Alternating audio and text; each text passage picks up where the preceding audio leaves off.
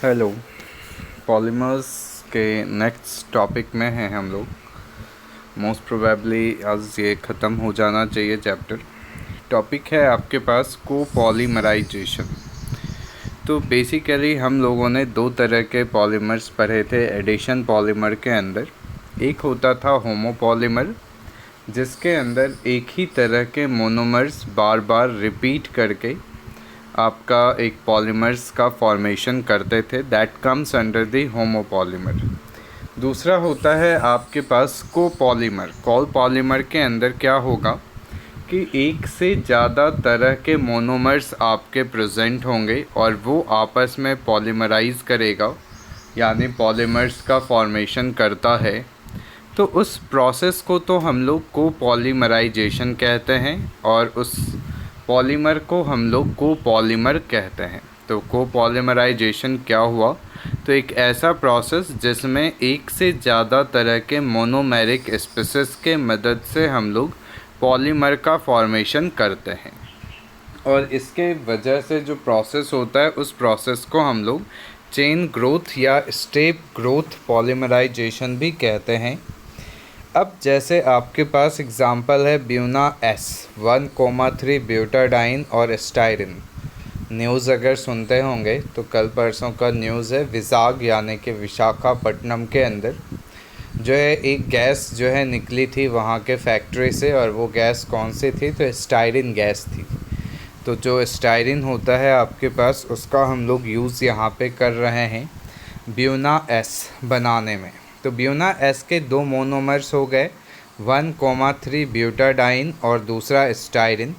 अब जो Buena S आपके पास होता है वो काफ़ी टफ़ होगा और रबर के सब्स्टिट्यूट के रूप में इसको यूज़ किया जा सकता है, और ये टायर्स बनाने में, फ्लोर टाइल्स बनाने में, फुटवेयर बनाने में, केबल के इंसुलेशन में ब्यूना एस का यूज़ किया जाता है। अब है आपके पास रबर। रबर जो है नेचुरल रबर एक इलास्टोमर है। हम लोगों ने डिस्कस किया था कि ऐसे सब्सटेंसेस जिस पे हम लोग डिफॉर्मिंग फोर्स अप्लाई करते हैं, ठीक है, तो उसकी शेप और साइज़ चेंज हो जाती है, और जैसे ही डिफॉर्मिंग फोर्स हटाते हैं तो वो वापस क्या हो जाता है? अपने ओरिजिनल शेप और साइज़ में आ जाता है। तो उसको हम लोग कहते हैं इलास्टोमर। अब कहता है बेसिकली रबर के प्लांट्स होते हैं उनको हम लोग कट करते हैं तो we obtain the latex from that particular rubber plant, और उसी लेटेक्स को हम लोग क्या कहते हैं? तो that is just a colloidal dispersion of rubber in water.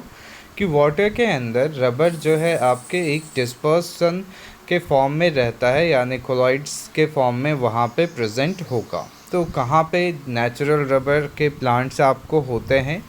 तो that is in the India, Sri Lanka, Indonesia, Malaysia, south American, in countries के अंदर इन एरियाज़ में जो है रबर की प्लांटेशन की जाती है। और बेसिकली ये पॉलीमर होता है किसका? तो आइसोप्रीन का।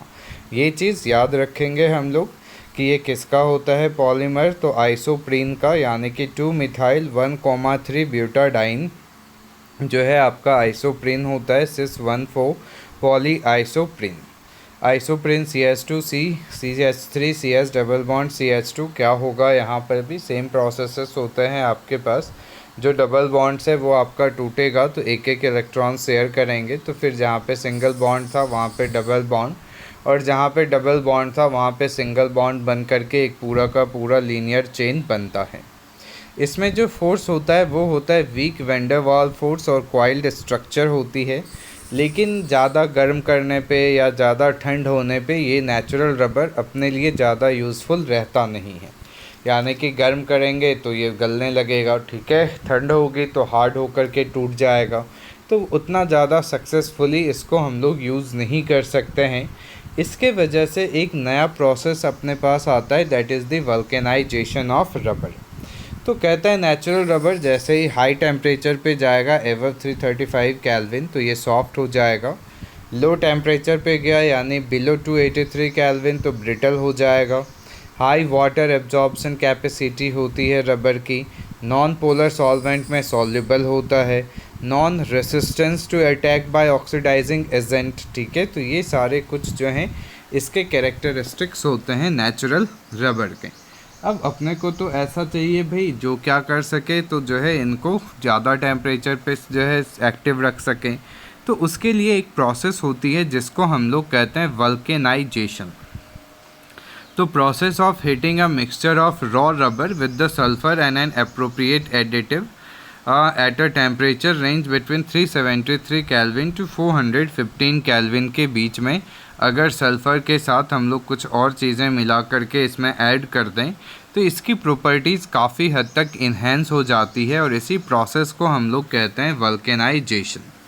अब जैसे टायर के अंदर जो रबर होता है उसमें 5% सल्फ़र होगा जो एक क्रॉस लिंकिंग एजेंट के रूप में काम करता है, जो अलग अलग लेयर्स को क्या करेगा, यूनाइट करके रखेगा। तो टायर रबर जो होती है आपके पास उसमें वल्केनाइज्ड होगा।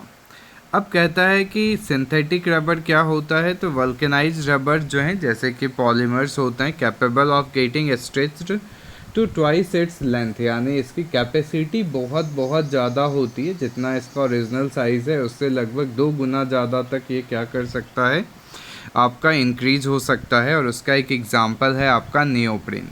जैसे पॉलीक्लोरोप्रीन होता है आपके पास, तो फ्री रेडिकल पॉलीमराइजेशन करेंगे हम लोग किसका, क्लोरोप्रीन का। तो CH2CCl double bond CH2 chloroprene हुआ, उसका पॉलीमराइजेशन कर दिए। तो CH3CCl CH double bond CH2 up to N। तो 2 क्लोरो 1,3 ब्यूटाडाइन जो है क्लोरोप्रीन होता है जो कि मोनोमर होगा। अब इसके अंदर क्या है कि ये वेजिटेबल और मिनरल ऑयल से रेसिस्टेंट होते हैं, यानी कोई इफ़ेक्ट नहीं पड़ेगा। इसीलिए इसका यूज़ हम लोग कन्वेयर बेल्ट, गैस्केट और होस पाइप के अंदर करते हैं। पाइप वाला जो पार्ट होता है जहाँ पे पेट्रोल वगैरह डालते हैं, तो वहाँ पे जो पाइप्स होते हैं वो किसके बने हुए होते हैं, तो नियोप्रीन के। अभी तक हम लोगों ने ब्यूना एस पढ़ा था, नेक्स्ट होता है अपने पास ब्यूना एन। अब ब्यूना एन का मोनोमर क्या होता है, तो 1,3 ब्यूटाडाइन, तो उसमें भी था, वहाँ पे हम लोगों ने स्टाइरिन के बारे में पढ़ा था। यहाँ पे आपके पास होता है एक्राइलोनाइट्राइल, और इसमें जो कैटलिस्ट हम लोग यूज़ करते हैं वो होता है पर ऑक्साइड कैटलिस्ट। यहाँ पे कोपॉलीमराइजेशन होगा और ब्यूना एन का फॉर्मेशन होगा, और इसकी भी वही प्रॉपर्टीज़ हैं कि petrol, lubricating oil, organic solvent, इन सब का कोई भी इफ़ेक्ट जो है ब्यूना एन के ऊपर नहीं होता है। इसलिए इसको ऑयल सेल, टैंक लाइनिंग, इन सब चीज़ों में हम लोग क्या करते हैं, यूज़ करते हैं। क्योंकि जो पेट्रोलियम के टैंक्स होते हैं उनमें हम लोग इसका यूज़ करेंगे ताकि जो है आपके पास क्या हो कि पेट्रोलियम के वजह से रस्टिंग नहीं हो या फिर कॉरोजन वहाँ पर ना हो जाए। उसके बाद जो है हमारे पास जो है जो चीज़ें थी हम लोगों ने लास्ट बेकेलाइट तक पढ़ा था। उसके बाद एक होता है मेलामाइन फॉर्मल्डिहाइड पॉलीमर, ये भी कंडेंसेशन पॉलीमराइजेशन का ही एग्जांपल है, जिसमें मेलामाइन और फॉर्मल्डिहाइड का हम लोग यूज़ करते हैं। ठीक है, तो मेलामाइन और फॉर्मल्डिहाइड के मदद से क्या बनता है, मेलामाइन फॉर्मल्डिहाइड पॉलीमर। और इसकी यूजेस हम लोग करते हैं अनब्रेकेबल क्रॉकरी बनाने में, यानी ऐसे बर्तन जो गिरने के बाद भी टूटे नहीं, वो आपका मेलामाइन फॉर्मल्डिहाइड पॉलीमर से बना हुआ होता है। अब कहता है आपके पास एक होता है बायोडिग्रेडेबल पॉलीमर्स कि पॉलीमर बेसिकली उसका एक साइड इफ़ेक्ट है कि वो जल्दी और आसानी से आपका जो है डिकम्पोज नहीं किया जा सकता है किसी भी बैक्टीरिया वगैरह के वजह से, जिसके वजह से वो नेचर के अंदर काफ़ी ज़्यादा अमाउंट में एक्यूमुलेट होता चला जाता है और उसके वजह से काफ़ी ज़्यादा पॉल्यूशन होती है। तो ये जो है ड्रॉबैक है आपके पॉलीमर्स का। तो साइंटिस्ट लोगों ने सोचा कि आखिर स्टार्च है, वेजिटेबल्स हैं, उसमें कार्बोहाइड्रेट्स है, ये सब भी तो पॉलीमर है, और ये सब ऐसे पॉलीमर हैं जो आसानी से डिकम्पोज भी हो जाते हैं नेचर में। तो हम लोग ऐसा पॉलीमर ढूंढने की कोशिश करते हैं जिसका स्ट्रक्चर बिल्कुल नेचुरल पॉलीमर जैसा हो, क्योंकि जैसे ही नेचुरल पॉलीमर जैसा स्ट्रक्चर होगा ऑटोमेटिकली वो क्या हो जाएगा, बैक्टीरियाज के द्वारा डिकम्पोज कर दिया जाएगा। तो यानी to discover the biodegradable polymer जिसके अंदर फंक्शनल ग्रुप जो है किससे रिजेंबल करता हो, तो बायोपॉलीमर के जैसा। अब इसमें एग्जांपल्स दिया हुआ है PHBV, फार्मूला ध्यान में रखेंगे, पॉली बीटा हाइड्रोक्सी ब्यूटेरेट को बीटा हाइड्रोक्सी वैलेरेट। अब इसका मोनोमर्स होता है 3 हाइड्रोक्सी ब्यूटेनोइक एसिड और 3 हाइड्रोक्सी पेंटेनोइक एसिड। अब चूँकि ये बायोडिग्रेडेबल है तो इसके यूजेस जो हैं आपके पैकेजिंग में होता है, ऑर्थोपेडिक डिवाइसेस, ऑपरेशन सर्जरी में काम करता है। दवाई जो लेते हैं उसकी जो कवरिंग होती है कैप्सूल्स की, वो जो है आपके पीएचबीवी की बनी हुई होती है, जो पेट में टाइम टू टाइम क्या करता है, मेडिसिन रिलीज़ करता है। तो ये सारी चीज़ें आपके किसकी होगी, बीएचबीवी की। रिएक्शंस देख लेंगे, नहीं तो क्लास में इसको क्लियर करेंगे हम लोग। नाइलॉन 2 नाइलॉन 6 ग्लाइसिन और एमिनो कैप्रोइक एसिड का बना हुआ होता है। तो यहाँ तक आपका टॉपिक्स है प्रीवियस ईयर्स के साथ। एनसीईआरटी का क्वेश्चन कंप्लीट कर लीजिएगा। Thank you.